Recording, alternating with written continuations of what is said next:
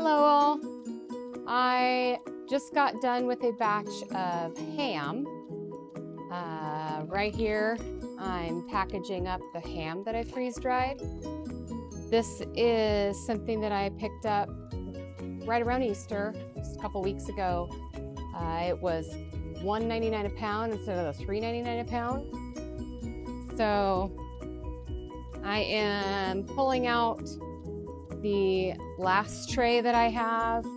I did weigh the tray and I weighed it before I put it in the freeze dryer. So I kind of have an idea of how much it weighs after it's been rehydrated. So we can plan accordingly as we use this for meals. So I'm just gonna toss this stuff in the bag.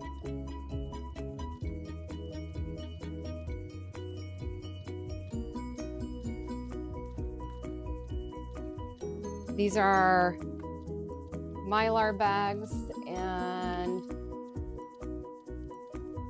my little label over here doesn't tell me what mil they are. I believe they're 5 mil, 5 or 7 mil. I can't remember which ones these are, because we don't want any light getting to them. I will add in some oxygen absorbers, 1 per bag, and then I have my commercial style sealer right here. All right, so I have packaged that one, add it to my trays here. And this one, I only have 2 left in. I will put these guys in a couple of bags. I like to get them to lay as flat as possible. Stick it in here. That way I don't have anything breaking as it seals it up. I already have everything set, so I'm just going to get that sucker going. My favorite part is watching it when it actually seals up. I'll have to show you guys because it's kind of entertaining.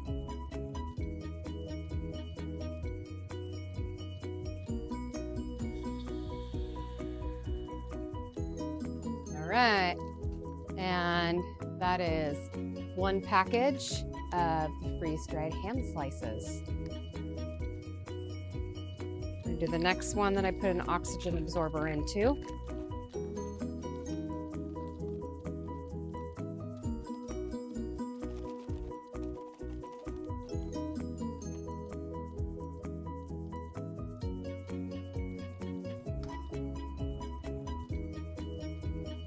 All right, so I bought these Mylar bags and they come in a package. They have a whole bunch of oxygen absorbers that come with them. So there's 1 oxygen absorber per bag.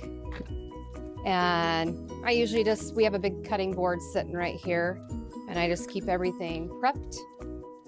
So as I have leftovers that I throw in there, or things that I get really good deals on that we could use later, I just have my station prepped and ready. So when I do open this, it has 10 oxygen absorbers in it. I will pull out what I need and immediately reseal it so it doesn't get exposed to too much oxygen, and that the other absorbers don't go bad. I pull out my 4 immediately. I will come in here and get that going. Fill my bags, absorbers.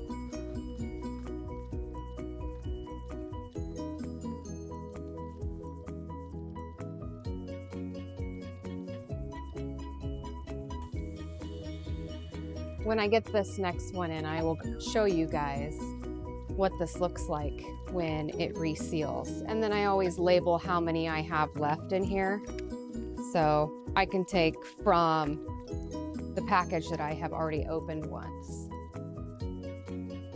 And usually, I mean, I'm done now.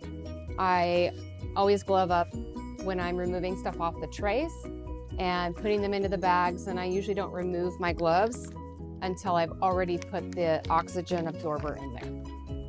I know it's just our family, but you never know. Just try to keep it as good as possible.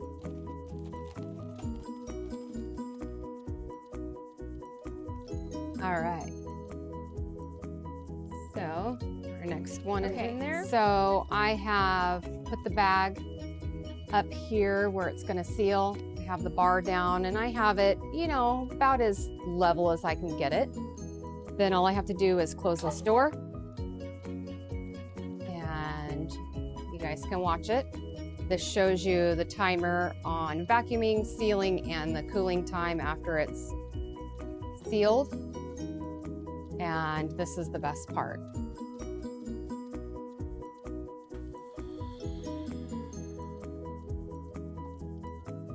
And there you go. It's got a nice good seal at the top and it has sucked all the air out. So this is one I did find on Amazon, Vivor, and it's great. It has a, you may or may not be able to see it. It has a breaker right there and on and off, which makes it fantastic when it's time to use, and I can just leave it set up right here in my workstation. Just so you can kind of see, we have that cutting board out. I'm actually getting ready to do some Skittles. The boys love little snacks, and it's great for camping and all the outdoor stuff that we do. So I'm gonna go through and finish packaging up those last couple of bags.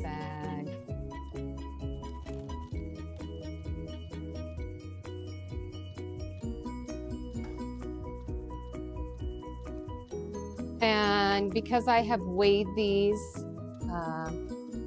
I can show you, I went through and did my start weight in ounces and in pounds, and then I did my drying weight.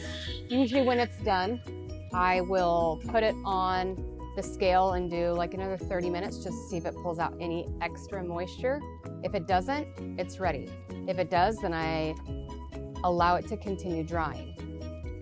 Then after I was done with that step, I weighed the tray, I bagged it up. I weighed the tray with the food on it.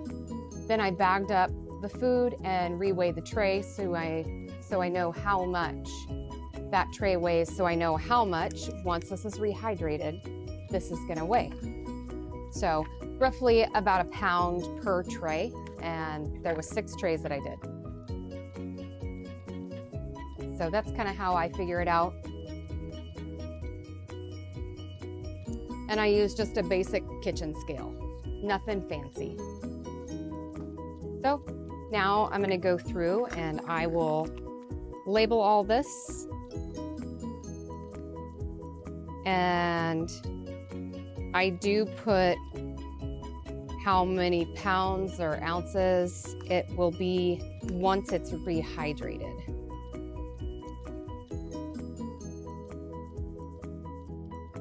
So I label it, I put how much it's gonna weigh, and then the date. And I know that this food will stay good for many years to come. It will probably get eaten before then, but at least we know it's there.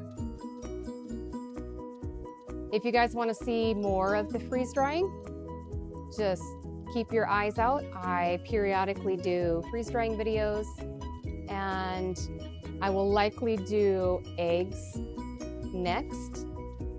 You can do either freeze dried eggs or you can do cooked eggs. Depends on kind of your needs and how you may want to do your own thing. I can tell you, this freeze dryer is the Harvest Right freeze dryer. I'm not affiliated in any means. It took me a while to save for that.